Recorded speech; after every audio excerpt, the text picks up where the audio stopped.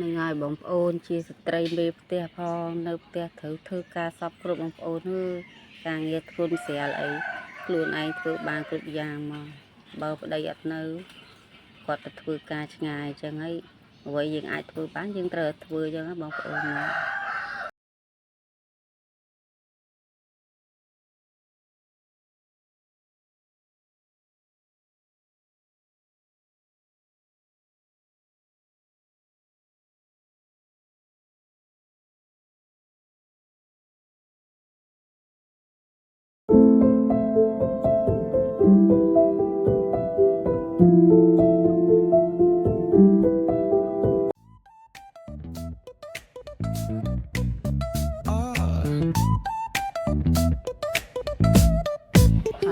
Hit that baseline nice and slow. Talk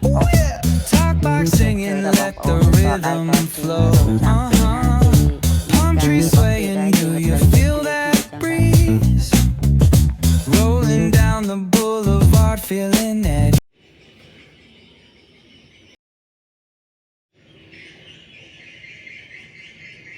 ថ្ងៃនេះមកធ្វើមុខម្ហូបមួយមុខគឺឆាសាច់ជ្រូកជាមួយនឹងត្រប់វែងយើងហ្នឹងតែគឺប្រើត្រប់ដុតតែខ្ញុំអត់ដុតទេខ្ញុំអត់អាំងទេខ្ញុំចិត្តសម្បក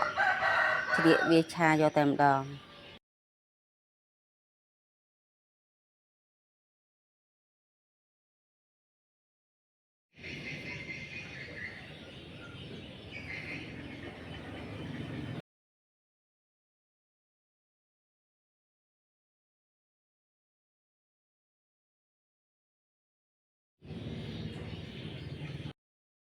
ទីឆារបស់ខ្ញុំវា